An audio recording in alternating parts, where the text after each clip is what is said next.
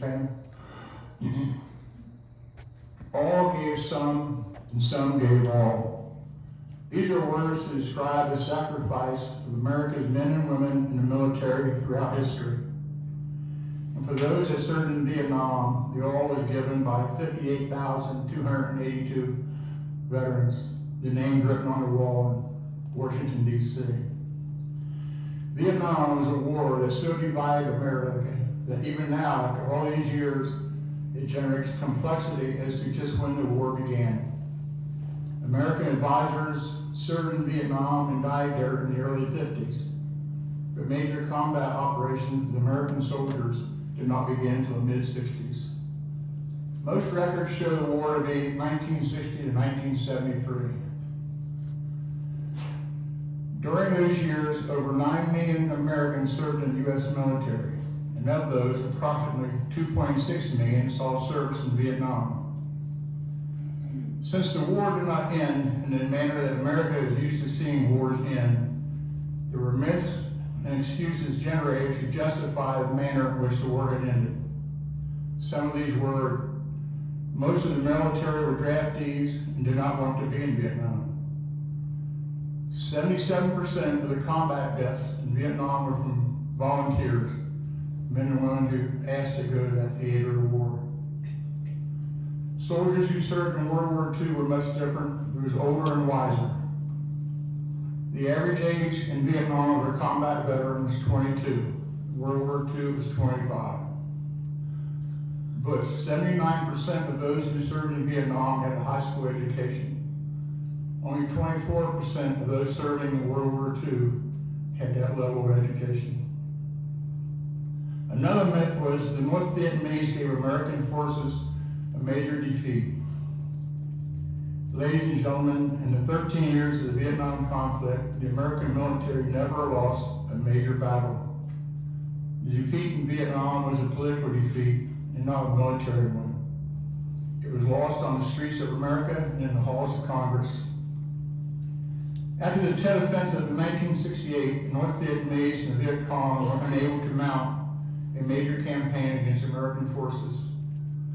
But the results of the ability of the enemy to conduct the Tet Offensive created doubt back here at home, and America looked for a way to end the war. So what is the legacy of Vietnam? What is to be learned from a war that many feel we lost and would rather forget? In reading through articles and preparing for this speech, I feel I learned a lesson for me. That once again, America's men and women were called on by their country, and once again they responded. Although for the Vietnam veteran, America may have turned its back on you when we came home, we never turned our back on America or on each other. A few years ago, a friend gave me a pen of the Vietnamese flag in honor of the words, "Brothers Forever." Until now, my natural thought had been that since we had both served there, we had just created a bond among us. But now I realize that the bond was between all that answered the call, regardless of the theater or the conflict. It just so happens that for me and my group, it was Vietnam. Ronald Reagan once said that no arsenal and no weapon in the arsenals of the world is so formidable as the will and moral courage of free men and women. And it is on the backs of the men and women in uniform that's keeping us free has fallen.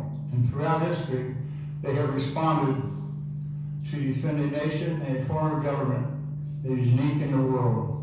And for my generation, the Vietnam conflict was our turn to defend that ideal. But what of the future? We are bombarded daily with news articles that give us cause to be concerned. A story I read recently told me that this is not necessarily true. It was the end of the day, and members of the Park Service were clearing away some of the items around the Vietnam Memorial left by visitors. And there it was. A football helmet, black with white stripes, and a wristband, and with them a handwritten letter. They were from a high school student born long after the Vietnam War. The letter began, "Dear Vietnam veteran, here are 2 things from me to you that I think you should have. The helmet is from my time in Pee Wee football, and the wristband from my senior year of high school. In these two pieces of equipment, I was allowed to make mistakes, correct them, grow, and mature as a person. However, that was on my battlefield back home. You did not get the chance to do that on your battlefield. Some of you were forced to grow up too fast, and all those that died way too young. We do have many things in common, though. We both had pride, heart, and determination. I'm sorry you guys had to learn those qualifications too fast. That is why I'm giving you what I grew up with. You are true heroes and will never be forgotten. This, my high school senior, born long after the Vietnam War, is among our present generation of defenders. In each instance, when called upon to defend the rights of this nation, those men and women serving have responded, whether it was World War II when the world was united, or Vietnam during a time of disruption and confusion among the people of our nation, or even today with wars in Iraq and Afghanistan provoking confusion among our people.